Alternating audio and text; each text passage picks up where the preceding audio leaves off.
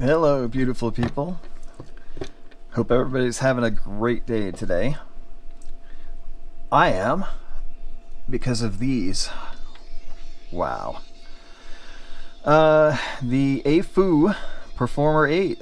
That's our IEM for review and, talking and stuff about things regarding music today. This is going to be a good one. I can tell you that already. I just didn't want to take him out of my ears. Like ever. So, that gives you any idea of how this is going to go. Well, there you go. We're going to do it anyway, though. Even though this is getting my top recommendation, might as well just get that out of the way so I don't forget to say it at the end. And turn off Jimmy. One thing that really stands out on this set is its ability to play live recordings or live music. Like, damn. So lifelike. It's crazy. It's so lifelike. Yeah, well, that's for starters. So, unboxing and tech specs, we'll get that out of the way. Here's the box. Nice box. Very similar to the P5, Performer 5. The brand is spelled A-F-U-L. It's pronounced A-Foo. Okay, just so we stop calling it awful, because there's absolutely nothing awful about it. And they don't particularly appreciate their brand being called awful. I don't know that for sure, but I'm guessing probably not. So, A-Foo is your proper pronunciation. A-Foo provides the IEMs. A really nice cable, terminates in a 3.5. I did not use it because, well, I'm 4.4 guy. This case, I should probably show you the ear tips. I didn't end up using those either, although they are very, very nice quality, actually. Yeah, it looks like regular and wide bore in a few different sizes, and they are silicone. Yeah, I've just gotten so used to my favorite tips to use, which are, in this case, the Divinus Velvet tips, and of course the Osla tips I like a lot, and what's the other one? Oh yeah, the TRI Clarion. Those are really nice too. Dunu SS tips. Yeah, I got my faves, so when I'm going to spend a significant amount of time with an IEM, I'm going to use my faves. So Divinus Velvet's what I ended up with this one.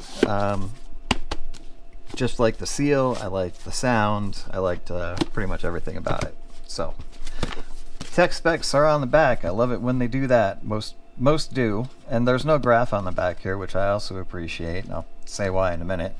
So starting with the impedance, it is 30 ohms, sensitivity 115 decibels, frequency response 5 hertz to 35 kilohertz.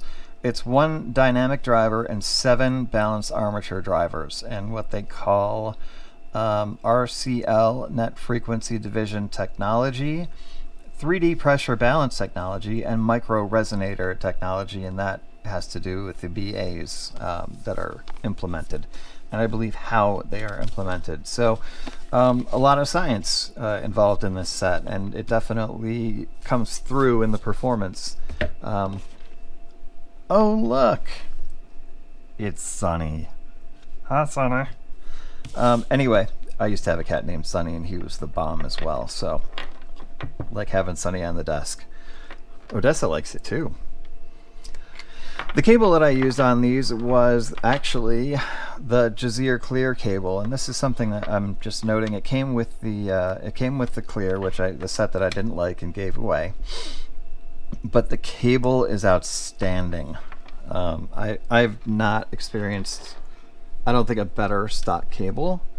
Like, the cable itself is probably worth close to $50 anyway, so that was not necessarily a waste of money, because the cable is, wow, just really nice. I don't know if you can buy that separately somewhere, but possibly. I'll try to look that up and link it if it is available. Build quality on these is, as you might imagine, for a set that is closing in on $400, it is very nice. It is 3D printed resin. It's not super heavy, but it feels like a premium IEM. Finishes are flawless. The shape is very comfortable. Nozzle length, just about perfect. Maybe a little bit long for some people, but I don't think so. And yeah, very pretty faceplate there too. So, in a lot of ways, looks wise, this, reminds me of, or I should probably say the CK LVX D41 reminds me of these, because these came out first. But either way, they do have some similarities in look and feel to the D41. And that's not an insult, because the D41 is a very nice set. It's approximately, $200 less expensive, but it's a very nice set. So, and that's not where the similarities stop, actually. This is, the tuning on this is, I'm not going to say real close, but it's somewhat close to the tuning on the D41. It's just that this does it with more sort of finesse, I guess is what you would call it. A little less bass and a little more finesse. This is kind of, my notes were kind of like this, okay? So this is what I considered, basically we're entering the final 5%. Right, that 95 to 100% like scale, when you get to that final 5%, usually you're talking about very expensive sets like kilobuck plus. But I feel like the A-Foo Performer 8 is like at base camp. All right, like so Summit Phi, right? So we can call these. We're on Mount Everest and we are getting acclimated to the altitude. And that is at base camp. Even making it to base camp is a huge accomplishment. Huge accomplishment. So the fact that I consider these to be at base camp on Mount Everest basically gives you an idea of how good I believe that they are. They're that good.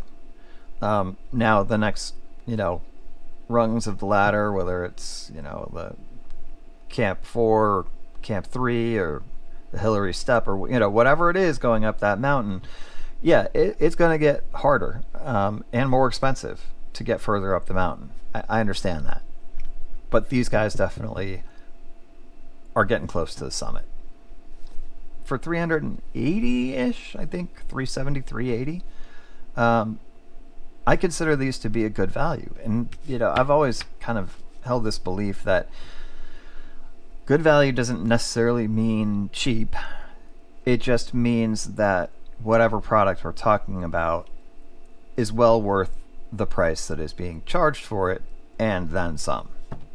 So I do find value in a $400 IEM-ish, 400-ish, if it performs the way that these do, which is pretty exceptional. And another sort of thought that came to my mind as I was trying to test these out, I kept slipping into enjoyment mode, where I stopped paying attention to like micro details or overall timbre and pitch and what is it doing with this song, what is it doing with that song. I found myself just enjoying them, like enjoying the shit out of them. Which actually made it hard to review them because, I'm not listening to tracks like 10, 20, 30 seconds at a time. I don't do this all the time with these that I did, but with I try to listen to the whole track. If not the whole track, then at least, far enough into the track where all of the, chorus, bridge, breaks, whatever, like you've heard every aspect of the song.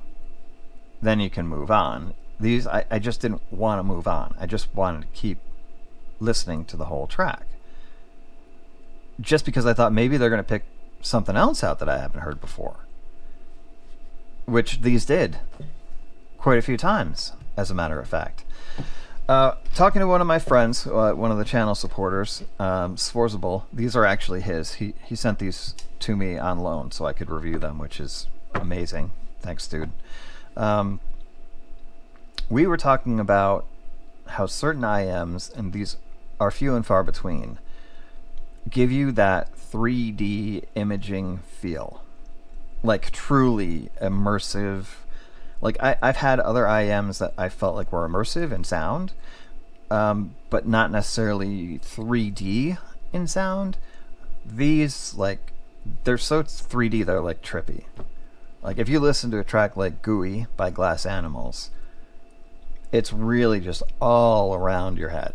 Like it's not just panning left to right or front to back. It's all around. That's kind of the best way I can describe that feeling that they give. There's a real depth. There's a real depth to the set. Yeah, I'm cheating. I keep looking over at my notes to make sure I don't forget anything, because honestly, I don't want to forget anything for this set. I really don't, because they really are worth it. They're worth all of the praise and all of the specifics that I can give them. But I think I'm actually doing a pretty good job.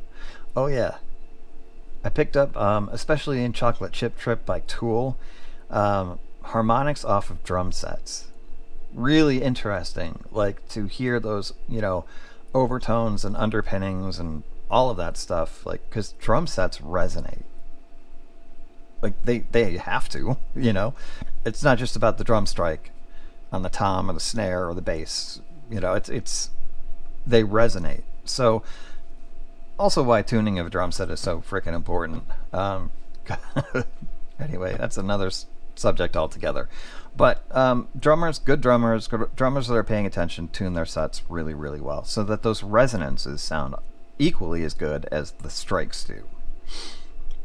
Cool stuff. Page 2. Oh yeah, okay, so here we go. This is good. Frequency response notes. Sub bass, fairly rumbly, fairly extended. I wouldn't say that it is overly extended or overly rumbly. It's definitely good. I wouldn't call it great. I would call it good. And the same thing with the mid bass is impactful and precise. A nitpick would be I just wish for a little tiny bit more. But that's me. I'm a bass head, so of course I'm going to want more. What they do present is more than adequate. It is more than good. It is excellent. Low mids into the mids, really good transition. I would call this a mild U-shaped IEM, not like W, like there isn't like a peak in the mids necessarily, but like a U-shape. Like there is nothing that really, like this is a bassy set or this is a trebly set or this is, it's got a really nice balance across the frequency response. And that was actually backed up by the graph. Now here's another side note, okay? I don't post graphs on my reviews unless they are requested. I don't look at graphs before I listen to IEMs because I don't want to be biased prior to listening. That's me, okay? So, and from what I've noticed, like sometimes I'm right on the graph in my assessment and sometimes I'm really not on it at all. So that gives you the subjective nature to this wonderful, amazing hobby, right? We all do hear things slightly differently. If I'm completely off, I'll have to go back and listen and be like, what did I miss? So that can be used as a tool. I just don't like to have any preconceptions when I'm testing a set out. So side note over. On the ear gain, pinna gain, it is excellent up to 2 to 3K. It starts to get a little bit intense, not shouty, not in any way shouty. Okay, just intensity picks up, which it should when you're transitioning from mids into treble. As far as the treble goes, well extended, somewhat airy, pretty detailed, and don't shoot me, just a little hissy. Just a tiny bit. And it really is track dependent. So if you're not listening to a track that is already, leaning towards sibilance, like Circle With Me, Spirit Box, Courtney LaPlante and the boys, that recording is a little bit sibilant. So when it plays through these, you can hear that little bit of hissiness going on. It was here and there. It wasn't a constant thing. It wasn't on every single track. It's a nitpick. Because that's all I've got for the set are nitpicks. That's it. That's all I've got. I love the shells. I love the shape. I love the case. Look at this case. It's beautiful. Ooh, squeaky. Accessories, ear tips are good. The cable is good. Even though it's 3.5, I wish they'd offered a 4.4, but maybe they will down the line. Yeah, there's like not a lot to complain about. Very, very, very, very little to complain about with the Performer 8. I feel like it is... I know I say this, but, you know, it is what it is, you know. To date, the best set that I've had in my ears. Does it do everything better than every other set that I've had? No. But overall, I think it's the best set that I've heard. Overall performance and tonality, timbre, like all of that, just really, it's a really engaging, immersive, wonderful IEM. That's nuts and bolts, right? A couple of tracks that really stood out, other than GUI, were Shine On You Crazy Diamond, the ports 1 through 5. That's recorded, and I think it was 24/192. That was exceptional. Again, that 3D sort of presentation. Yeah, I don't know that there was a genre that it didn't really get along with. It loved classical music. It loved Mahler. It loved opera. It loved the 1812 overture. This set is like classical. Like, I would say for sure, like top ratings for acoustic music, classical music, jazz, live recordings. What is this leading me towards? It's more of a reference set. That's what it is. And fingerprints. I feel like for, you know, close to $400, I keep saying that, but it should be referencey, right? It should give you like a fully accurate, as the artist intended, whatever that means, kind of experience. And these do that absolutely every single time. I just feel like acoustic and classical and jazz and live recordings are really exceptional on these. Well, and any tracks that have 3D stuff going on, panning and so on and so forth. What can I do? Now I've been spoiled, you know? Probably gonna have to buy a pair at some point. I don't have to yet because I've got them for a little bit while longer before I send them home. But yeah, they get the highest recommendation. They're 100% worth their asking price.